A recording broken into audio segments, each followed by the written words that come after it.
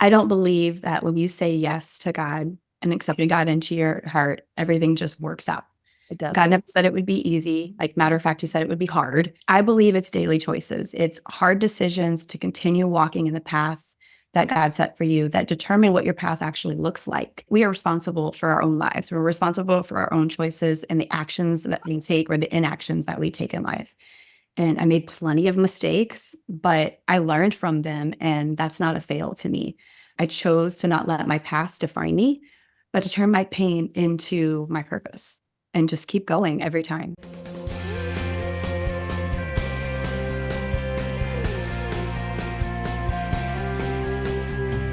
Welcome back to the Sunshine Cafe, where we pour positive back into your day, sharing stories from real people who have made it through some real struggles, but were able to restore their health, hope, and peace. I'm Lisa Roers, your host, and as a certified coach, I'm here to guide you to be your best self-advocate, to help you restore your health, ignite your faith, and conquer those fears while you navigate your own healing journey so you can eventually exchange your dis-ease for durability. If you're looking for hope and encouragement to live a life you love, then you're in the right place. Let's dive in. Hey there, friends, and welcome back to the Sunshine Cafe. My guest today is Kayla Parkinson. Kayla is a certified life and wellness coach who earned her certification through some really difficult circumstances. But her spirit of resilience, her love of Jesus, and her amazing earthly dad helped to pull her through to the other side. Now she's on the side of that equation where the pain becomes her life purpose, where the trauma helps others find triumph. Kayla and her amazing husband have one awesome boy. In addition to speaking 4 languages, she's using her gifts to change the world, one person at a time. She's really an inspiration and an encouragement to me, and I think she will be for you as well. So, with no further ado, let's dive in. Welcome back to the Sunshine Cafe. I'm Lisa Roers, your host, and I'm super excited to have my guest today, Kayla Parkinson. She's a resilient soul. God has brought her through a lot of storms, but she has made it out the other side with the most beautiful joy and light. So let me introduce to you Miss Kayla Parkinson. Welcome to the show. How are you? I'm so glad to be here. I'm so honored.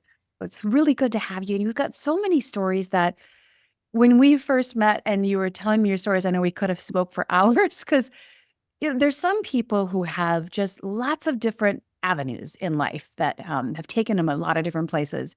And you are one of those. You have just had so many different challenges. And when I coach somebody or when I'm speaking with someone who's been through a lot of those kinds of things, my own story included, I always have this little vein of hope because you in particular must be a threat to evil because you keep getting things thrown in your path and you're like, nope, that's not stopping me. I'm pressing onward.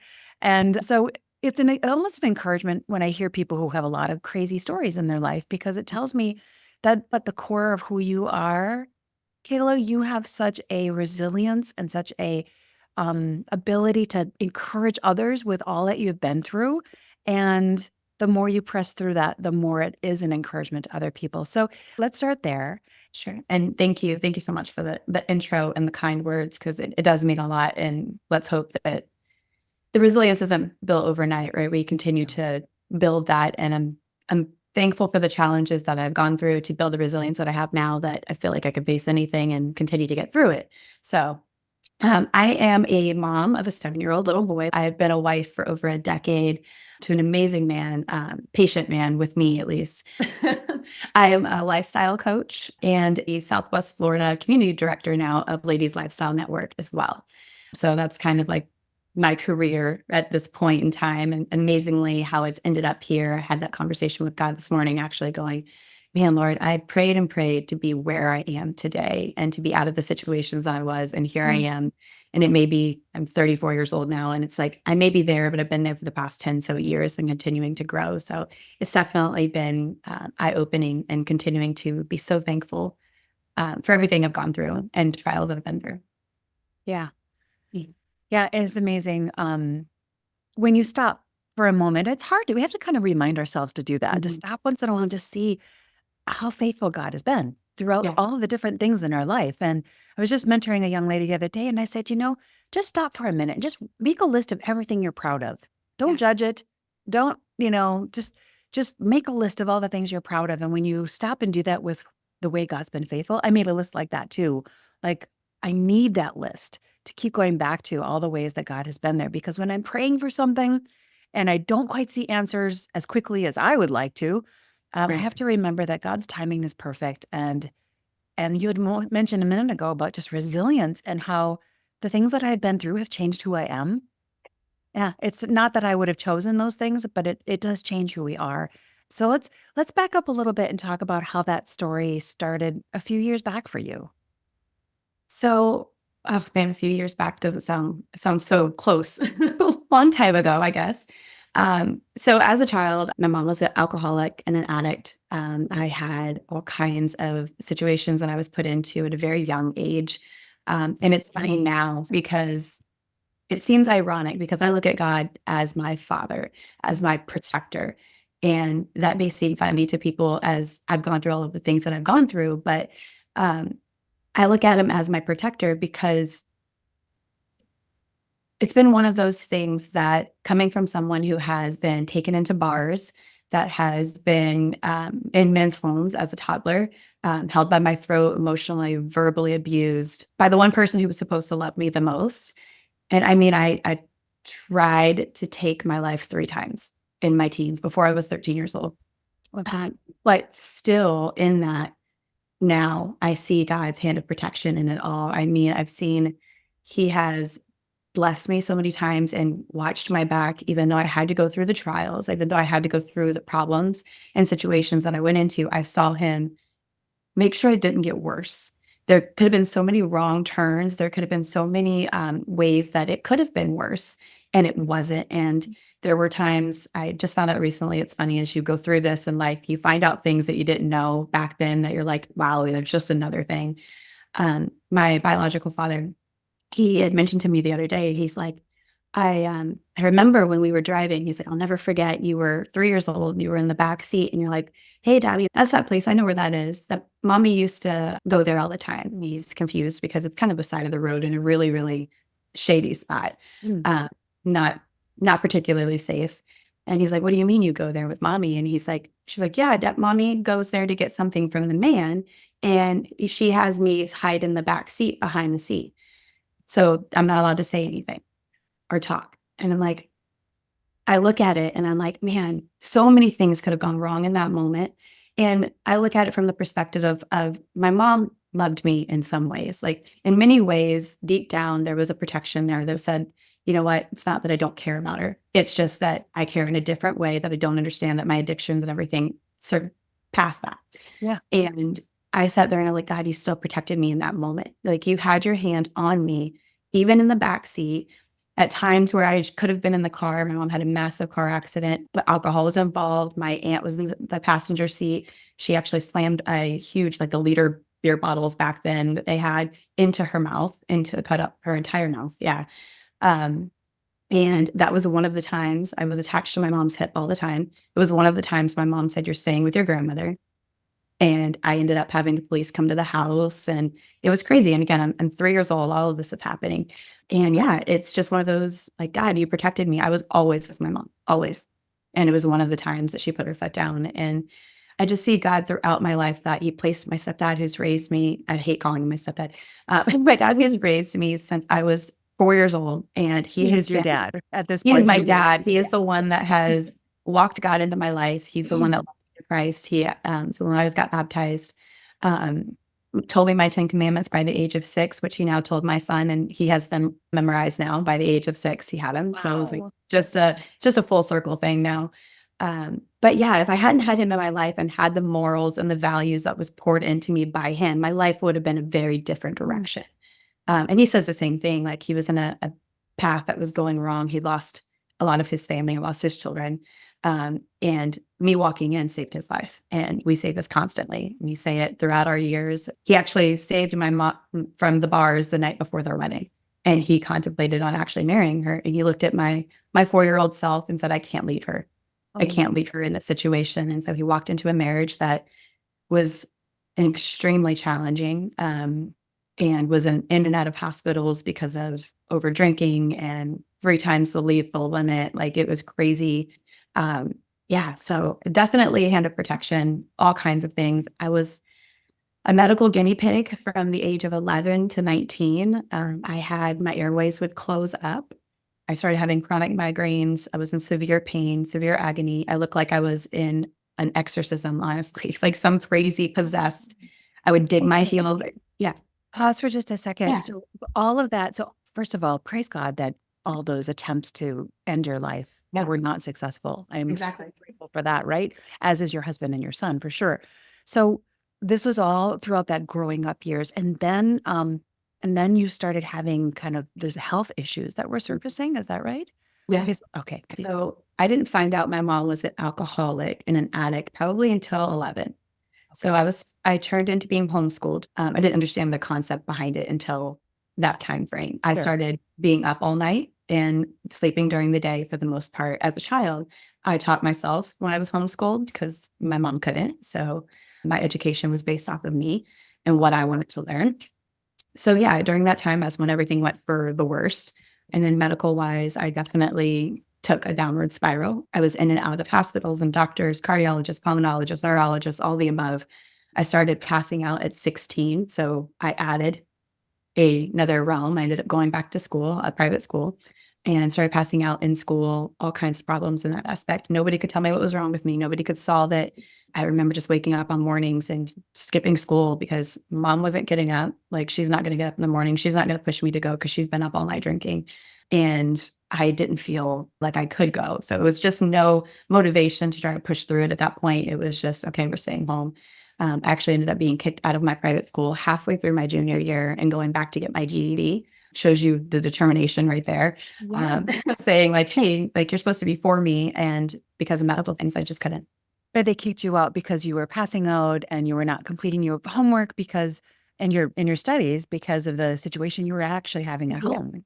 They kicked me out technically because I medically wise could not produce notes on a regular basis. So I had chronic migraines daily. So I'd had to produce a medical note basically every single day.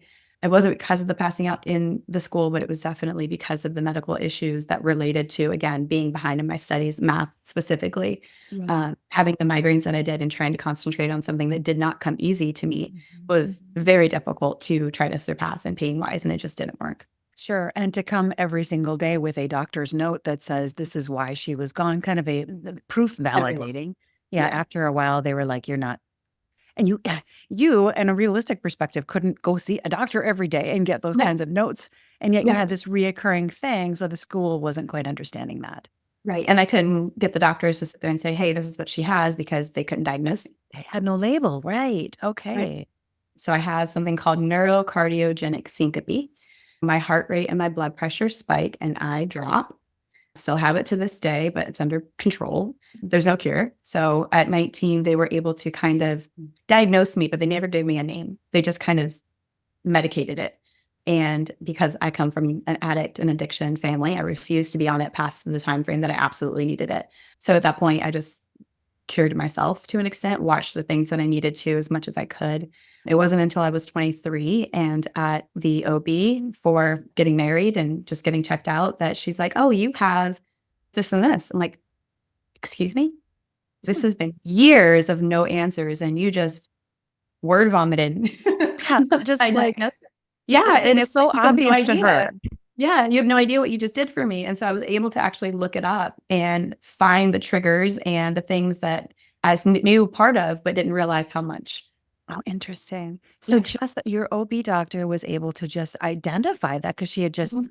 somehow seen it or been exposed to it. I think that's a God thing too, having Yeah. that particular doctor who had been Mhm. exposed to that before, who could be able to diagnose that with you. Wow. Yeah. It was crazy. And for me to get it under control, they were pretty shocked. I went to a cardiologist before getting pregnant with my son just to make sure everything was safe. And he's like, you're not taking medication. And I'm like, no, I'm not. I just watch my triggers and know what causes it. And I try to avoid it as much as I can. And he's like, you're amazing. Like, do what you're doing, continue to do it. You're totally fine. We'll be support there if you need us during the pregnancy, but otherwise you seem fine. I'm like, what an amazing thing after so many years. of craziness that Mm. it's just a simple, hey, good job. Right. Yeah. Right. Thumbs up. Keep doing it. Yeah. Yeah, right. Are you able to share with us some of what those triggers were for you with this particular crazy illness? Yeah, so a lot of it had to do, as I became a woman, it was a cycle issue Yeah. too. So I had a lot of male doctors that were like, "You're just a woman, grow out of it." I had doctors Felt that like told me I was doing it on purpose. I asked my parents if I was doing it on purpose and if that was a possibility, and my dad was completely like, he was not the person to ask them that. Um, so yeah, I ended up with heat, which being in Florida and born and raised in Florida, I have a natural trigger outside my door every single day. Uh, yes. so I'm glow in the dark. I'm fluorescent. I don't tan. We don't go outside for long periods of time. Perfect. So yeah, I try to avoid the sun, blood flow. So if I stand up for long periods of time, like say a line, like Disney World, you go to Disney World and you stand in line for that long period. I have to sit, I have to rock, I have to constantly move. Keep the Uh, circulation going. mhm. Is that right? Okay. Right. Which was one of the ones I did not realize. I just knew that it was like the hot heat. And it was one of those things I didn't realize it was a blood flow issue. So, like some of the things I was doing naturally and by default was actually aiding in my triggers. So, yeah, mostly it's heat, sometimes stress, a lot of being sick. So, if I get a cold, sick, or anything like that, all of the other stuff tends Mm. to relate. Okay. Wow. Well, how wonderful to be able to, like you said, get off the medications that, I mean, anytime you can get off a medication and not be on it for like ever, you know? Yeah. Yeah, we could go on about that forever Yeah. about how we're just in a field that's just medicating everything, and there's so many different things you can eat or not eat or avoid or do in your health that can affect and aid a lot of the things that are going on with your body and your mind. Honestly, it's so related to your brain function and how Mhm. you think about things and how you feel energetically that it's just yeah, I constantly am an advocate of that. Yeah, and it's crazy that there's so much of that, and it's so I understand it. I really do because it's so personal for each person, and each person's got their own triggers, like you with the triggers that you had to manage. But I'm just so excited that you were able to identify what those were and then eliminate them, or at least manage those, so you could get off the drug and really take your life back. Yeah, and I say this, I ask for grace in how I say this, but I don't believe that when you say yes to God and accepting God into your heart, everything just works out. It God doesn't. never said it would be easy. Like, matter of fact, he said it would be hard. Yes, you did. And I believe it's daily choices. It's hard decisions to continue walking in the path that God set for you that determine what your path actually looks like. Mhm. And I'm constantly told how amazed people are that I turned out the way I did, despite everything. And I did that based off choices. We are responsible for our own lives. We're responsible for our own choices and the actions that we take or the inactions that we take in life. And I made plenty of mistakes, but I learned from them. And that's not a fail to me. I chose to not let my past define me, but to turn my pain into my purpose and just keep going every time. That's amazing. That's amazing. I love that. And there's a song, and I've mentioned this before, so listeners who know my podcast have heard me say this before, but there's a beautiful song that talks about how the scars that we have that are visible, which I have from my autoimmune disease, are just reminders that I didn't give up and that God was Yes. there and brought me through.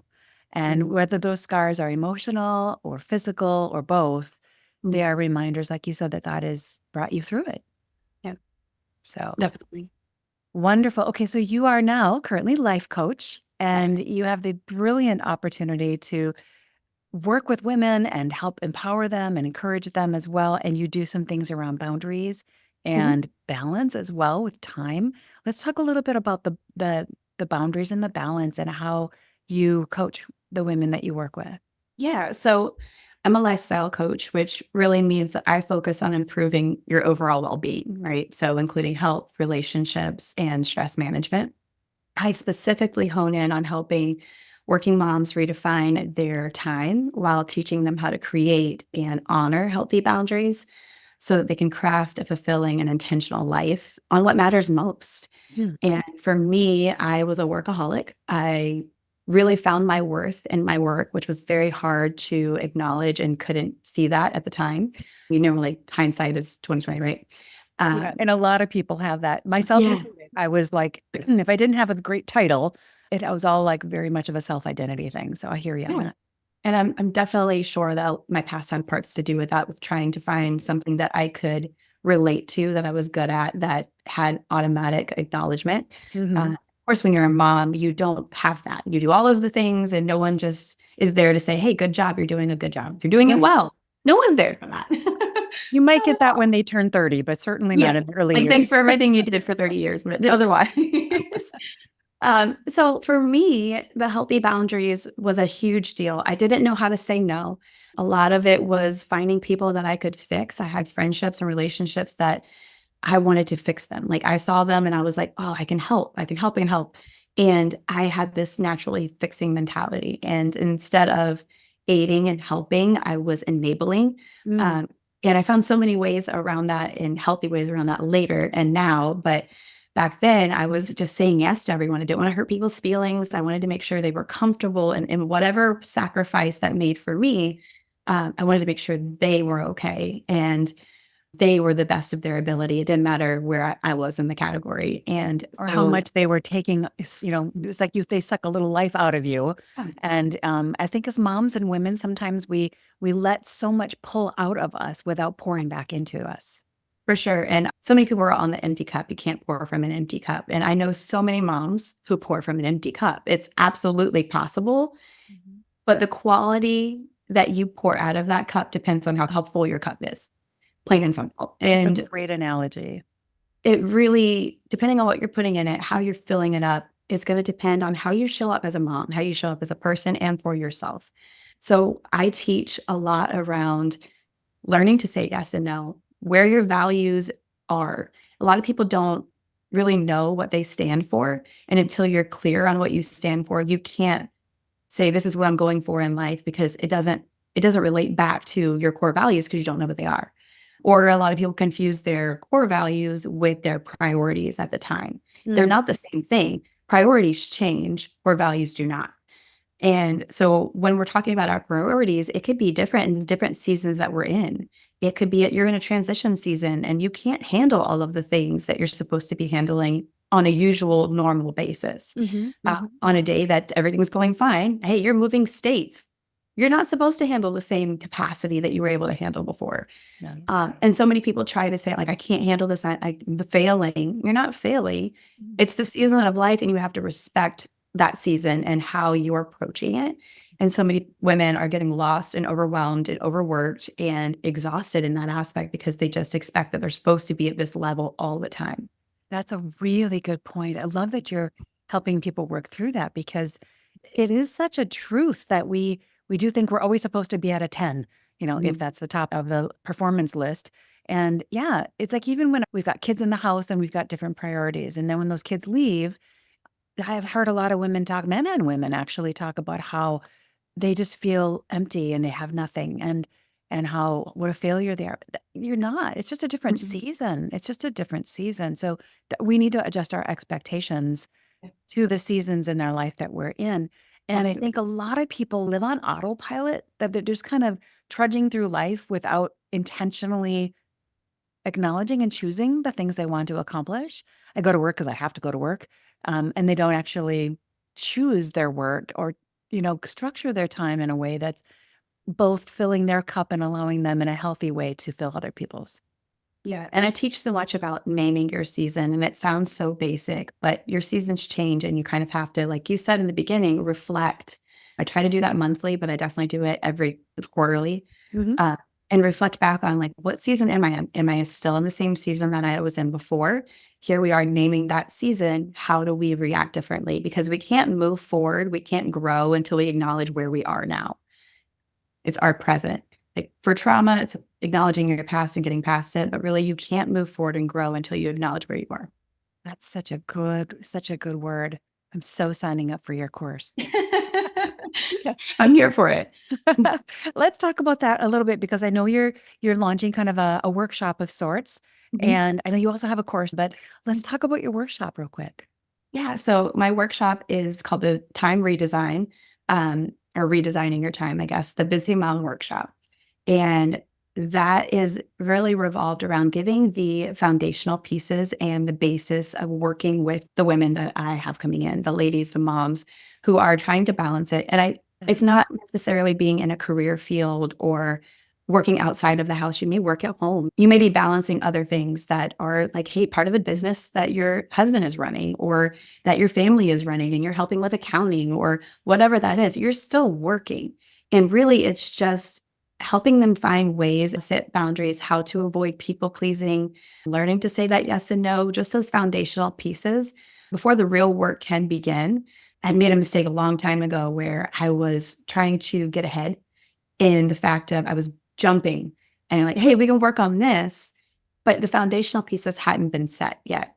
You'll never level up your business if you don't grow yourself. Your business will outgrow your personal growth. Yeah, good point. And so in that balance, it's that you have to grow yourself. And so many women are focused on building businesses right now. And it's like you are still needing to work on yourself. You're not balancing your schedule. There's no organization. You're drowning in your mom abilities right now, which is fine. And it's okay. It happens. It's normal, honestly, whatever normal is nowadays. But Right, it's good point. normal. If you have a second child, just because you were a mom once does not mean that's the same thing. It's a whole new experience. Be a mom of 2 and a mom of 3 and a mom of 4. Yeah, they're so different. The first one might have been easy, and the second one might be completely different. I So just had really, that conversation with somebody the other day. She's like, my first one was so simple. And I was like, I know, I'm sorry. yeah, that's why we stopped at 1. No. I'm not with you. Yeah. My mom used to ask me, when are you going to have number 2? And I was like, Mom, once you've achieved perfection, why keep trying? I don't need to test myself I know. anymore. Exactly. Right. No, it's a beautiful thing. And I love families that have big families and lots of babies. I just think that's such a gift. And it is a job. It is a full-time job. And I love and I hope that we will as a society start honoring that job more instead of saying, well, I'm either a working woman or I'm a non-working woman. No, if you're a mom, you are a working woman. It's just Absolutely. what kind of work you're doing. And Right. sometimes I think it's easier to leave the house and let someone else Yes. raise your kids than it is to Yeah. stay at home and deal with all of the craziness that, you're multitasking and you're switching contexts hundreds of times throughout the day, even much more so than I think you do in a corporate environment. So, Yeah, and I can attest to that because I did it. I sacrificed a lot of my son's life in the beginning. I was working 50 hours a week every week in his new time stage, like from 6 months to 10 months for sure.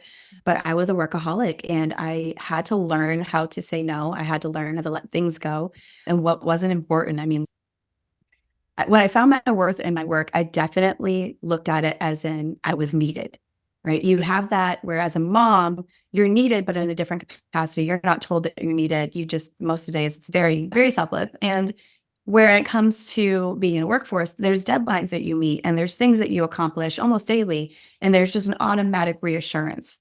And I felt like, oh, well, if I left that, then they'd be missing something. But really, it's a job. And it's a season and it's fleeting. And when I left, people miss me, but it's nothing that won't be filled. And it was filled. But being a mom and building my own business and building something that I can leave as a legacy and showing by example, my son, he can sit there and say, you know what, mom, you built this when everything was against you, when you had things that you came from that shouldn't have made you who you are today. And you chose to continue doing this and put me and dad first. And I can attest to that and still build this and reach other women and impact them. And it lights me up every single day. Yeah, that is obvious, my friend. I can see that in just the energy and the light in your face when you talk about it. It's so true. So, and you're right. I mean, companies let people go all the time and just backfill them with another person, but your son is not going to want anybody other than you. Yeah. No. So, And that's why I said yes. And that was very big contemplation of saying yes to being the community director for Ladies Lifestyle Network because it aligned, and that's a huge word for us in coaching, it aligned with my business. It wasn't taking away for once. It was building and growing and giving a environment to build that. So like the network is a community for networking, it's personal growth, and it's all around connection. LLN events were built so that women of all ages, stages, positions, and walks of life can come together to learn from one another and build relationships. Like we want women to feel comfortable, supported, engaged, and poured into, that they are not competition with each other, but community. Like, Yeah. Well, and that's a wonderful opportunity for them to, getting back to what you said earlier, to start building the foundation of their own learning. And sometimes you learn from opening a book, and sometimes you learn from talking to another person who's walked that path already. And sometimes you learn even more that way because you can ask questions and stuff, which you can't ask always of a book. And you can find out what kinds of hurdles they went through and how you can avoid them so you can right. fast track your path even faster. Yeah. And the perk of being a coach says, hey, you get a night away from your kiddos and your family to pour into yourself, give that self care a little bit, and then go back as another human being, like one that is enriched and excited and passionate. Whereas, had you not had that personal growth, you might not have walked back into those situations cherishing them as much as you do.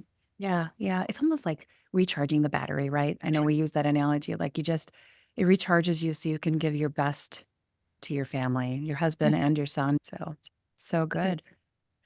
Well, I typically do ask this of my guests, and I have two questions I'd love to ask you. One is, you have grown so much. You have wisdom beyond your years at this point, and I love that God is using you in a way to take that wisdom that is really way beyond your years and help other women who have been through, you know, little storms, huge storms, and everything in between. God has equipped you to be a wonderful resource for those ladies, men too, who just really need some guidance there. If you were able to go back and talk to your 20-year-old self now, knowing what you know, do you have, or maybe for those 20-year-olds out there who are still trying to figure out, what they're looking back at their earlier years and they're trying to figure out what just happened, what Yeah. happened in those years. Is there any advice that you might give to those young people or to yourself at that age? It does get better. Mm. Honestly, it does get better. It feels so encompassing at the moment. Yeah. And it feels like there's no way out. It feels like it's never going to end. And it's one thing after the other. But I've learned that if you focus on the next thing that's going to go wrong, those things tend to go wrong. Mm. Uh, it's it kind of goes back to manifesting, whether you believe that or not. But if you're constantly focused on something going wrong, something will. That's all your focus is on. It Mhm. goes back to the reticular activator. I can't think of it right now. RAS is what it's called. It's your activating system. If you go through a road and you get back home, you're like, how many blue cars did I see? I don't know. I wasn't looking for blue cars. But you go back through it and someone says, hey, look for the blue cars on the road. You look through the blue cars, you come back, and I'm like, I had 722, whatever it was, right? Yeah. You said you're looking for it, you're focused on it. Yeah. And where your focus is, if you're focused on the pain and the anxiety and everything that's going to come from that, all the stressors, it's like I tell my clients, I've told them many times, and what are the words that you're telling yourself? What are the beliefs that you're talking yourself into? If Mhm. you're saying, I am overwhelmed, and you keep repeating that sentence to yourself, all you're going to feel is overwhelmed. Yes. So when you're saying, I can't get out of it, there's no way out, like it's all encompassing, then that's all you're going to see. So try to focus on the light. And if there is no light, dream about it. Mm. There's nothing wrong with visualizing what your life could be like, because the more you visualize it, the more realistic it becomes. And the more you'll chase after decisions that will feed that life. That is such a good word. And I love that. That does make a huge difference what you're focusing on. And anytime you say, or you hear somebody else say, I am blank, whatever, I am a bad speaker, I am Yeah. really anxious, I am, all of those labels we're putting on ourselves are almost like emotional diagnoses that you're giving yourself that are holding you back. So anytime you say those kinds of things, it's a really good exercise to stop right in your tracks and reverse it, rephrasing it, even if you don't yet believe it, because like you said, the more you reprogram your brain to think that, and it's scientifically proven that we can do that. Yeah, and I teach it, it's called truths and lies, basically. Like, Mm. what is the lies that we're telling ourselves, and how can we turn that lie into a truth? It's something that we believe. And Tony Robbins has taught this for years. When you're saying those things and those lies, you're carrying yourself down, your head is down, you're focused on the depression part of it. But when you say it with your body and says, I'm gonna, like, all of a sudden, let's just change it real quick. I noticed it. A lot of it's bringing awareness and Mhm. saying, I noticed me saying, like, I'm not a good speaker, or I'm not good enough. And it's like, okay, wait, take a deep breath. lift the chest up, head up. I am a good speaker. I can be, just maybe not yet. Adding yet to some of those sentences changes the whole thing. It says, okay, it's more believable for you when you're trying to do the transition of it. So Okay, it's true. there yet. Yeah. I didn't make it yet. Yeah. That's so true. I teach my son that. Anytime he's going through, "Oh, I'm not a good enough basketball player yet." I would always Mhm. add the yet. Yeah. And he's at the point now where when he says something like that, or "I'm not very good at that yet." You're saying it. So it's so true. Those are just such great words of wisdom. I hope that people listening will really take those to heart. And they're really encouraging. This just really encouraging statements that I remember high school, and I used to get so depressed because my parents would say, "Oh, this is the best time of your the best years of your life." And I remember thinking, "Man, if this is as good as it gets, I am out." I became a junior leader, a girls leader at one point for church because of that reason. There were so many adults telling these kids and teens that your life is like the best it'll be. It's just gonna like get crazy from that point. And they just couldn't put their self in the shoes that these kids were going through things that I went through and worse. And that was my first speech to them, was saying, I'm never gonna tell you that I understand what you're going through or that it's not important or you'll never understand until you're older. I'm never going to tell you that because I was there. I was in those shoes. I was going through things that some adults had never gone through and never would. And it was just a relation that I could build right off of that bat where they just felt more comfortable telling me all kinds of things that I didn't want to know. but but you needed to know and they needed support. Yeah, absolutely. Absolutely. Well, I know that we've talked a couple times and we could just continue talking, but let's remind people how they can find you. For me, it's KaylaParkinson.com. Parkinson, like the disease without the S, as my husband would say, how to spell it. KaylaParkinson.com. You can find me on Instagram at KRP Coaching. And then, of course, Kayla Parkinson on Facebook and Living Restored Coaching as well. Wonderful. I will make sure those are in the show notes so we can find you and people. And free resource for your listeners. Also, I have the Time Redesign is a free resource for them. It's basically a PDF, but it's 3 hacks to reshape time to work for you, not against you. So many women are using time and it's just, I have no time. I don't have enough of it. There's never enough of it. So it's helping them reshape kind of the outlook and redesigning their schedule. That's a great resource. And very generous of you. Thank you for offering that to my listeners. I tell you, it's the one resource that we all have, the one resource that we all have the same amount of. And it's the one resource that we all use so differently, time, right? So, well, to wrap up, my dear friend, what encouragements would you give for my listeners if you could think of one thing that you would say, given all of your wealth of knowledge and experience and wisdom from the multiple things that God's brought you through? Do you have a word of wisdom or word of encouragement? So much. You're not alone. You're not alone at all. You don't have to be alone. You can choose not to be. In my life, so many people have come and gone, and God has put people in my life for just that time and taken them out for that time as well. And you're just not alone. He's with you every step of the way. And I think that was my saving grace is that when I was saved, I was 11. And so going through my teen years, I cannot imagine my life without God right by my side, regardless of the mistakes I made or the attempts of suicide or anything like that. He was still there. And I knew in the morning, okay, God, I hear you. Like, you're still waking me up. And yeah, I would just tell them that they're not alone. They can reach out and to tell their story. The enemy wants you to keep it quiet. The enemy doesn't want you to have help. It doesn't want you to have support. It wants you to think that you're all by yourself and that you're the only one going through this and no one will understand. And that is not the case. And even if people don't understand, some people are just there to give a hug. And honestly, a lot of the times for me, having people share and have the empathy and tears with me made me feel not alone. Absolutely. That's a great word of encouragement and so true. Yeah, I think in this day of social media, we all have this impression that there's these people with these perfect lives, but they're not. They're perfect moments that they Highlight. captured in a picture. But we all have challenges, and the more that we can connect and share our challenges with each other, the more connected we are. And I love that encouragement. So thank you for sharing that. Thank you. All right. Well, Kayla, thank you so much for being with me and sharing with us a little bit of your story.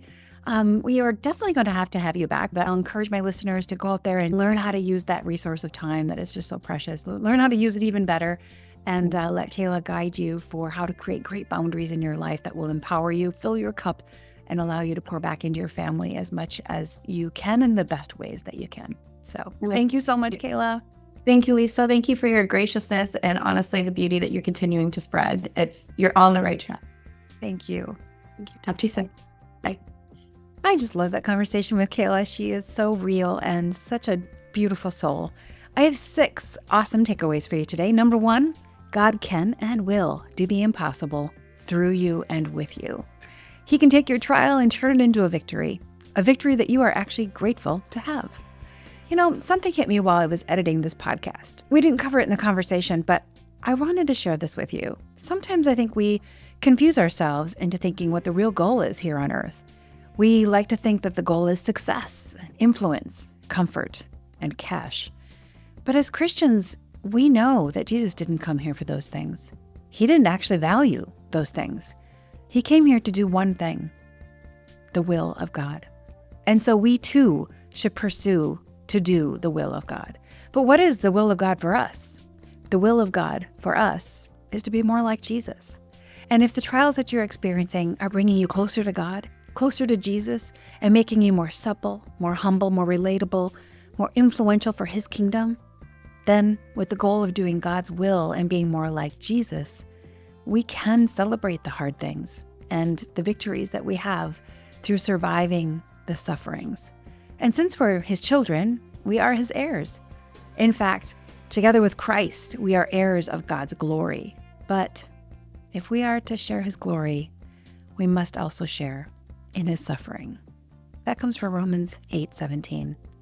And also from 1 Peter 5:10, and the God of grace, who called you to His eternal glory in Christ Jesus, after you have suffered a little while, will Himself restore you and make you strong, firm, and steadfast. It is mind-blowing to me how God can take the trials and refine our hearts and souls to be grateful even in the midst of difficulties. But He does, and He will carry you through whatever it is you're dealing with right now. Number 2, being a self-advocate is worth it. Even if the entire medical community thinks it's all in your head, if you have taken stock of your symptoms and you know something is wrong, press on, my friend, to find the answers you need. Remember, no medical doctor has lived with the symptoms that your body is presenting as long as you have. Nobody knows you better than you. So be willing to be the self-advocate that you need and deserve. Keep digging for answers until you find a strategy that will bring you health, restoration, and peace. Number 3, your choices matter. It won't be easy, but it will always be worth it. God didn't promise us easy. Every single daily choice, every hard decision, every act of discipline is an investment in your future. Kayla reminds us that we are responsible for our own choices and the actions that we take, or the inactions that we take in life, and we will all make plenty of mistakes along the way. But those mistakes are not failures. They're stepping stones to a better you and to the you that you dreamed of being. Don't let your past define you. Rather, turn that pain into purpose and keep going one step at a time. Number 4, remember that you cannot pour into others from an empty cup. And the quality of what you pour out of that cup depends on how full your cup is and what your cup is filled with. It will impact how you show up as a parent, a grandparent, a sibling, a friend, or a coworker. So take some time to get super clear on what you stand for, and then figuring out your goals will be much easier. While priorities will change, your core values do not. And remember that we're all moving in and out of various seasons. Some seasons we can take on more than others. So be kind to yourself and adjust your own expectations depending on the season that you are in. Number 5, please remember, it does get better. Honestly, it gets better. Some days feel so heavy and so all-encompassing in the moment, and maybe even like there's no way out, like it's never going to end, and like it's one thing after another. But remember, if you focus on what will go wrong, what is going wrong is all you will see. Therefore, focus on the things you want to see Even if it's only a future dream reality, focus on what will be, visualize that, and you'll really start to see that things will get better. In fact, they probably are already getting better.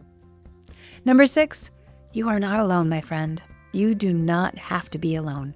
God will put people in your life for a time and may take them out of your life at another time. But God is always with you, and He always wants you to come close to Him. You are not alone. God is with you every step of the way, even though evil wants you to think that you have no support and that you're all by yourself and that you're the only one who's going through this and that no one would ever understand. So if you ever hear those thoughts, my friend, you can know that those are lies from the enemy. So go ahead, fight with him and argue. Tell him that you are not alone. Tell him to get behind you or get out of your life altogether. God is with you, and there is no room for evil in your life. God has you. What then shall we say in response to all these things? If God is for us, who can be against us?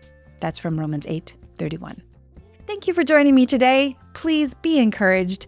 While the world might have you down, frustrated, worried, and maybe a little over anxious and overwhelmed, well, there is peace and comfort in knowing that God knows exactly what's going on, and it's no surprise to Him.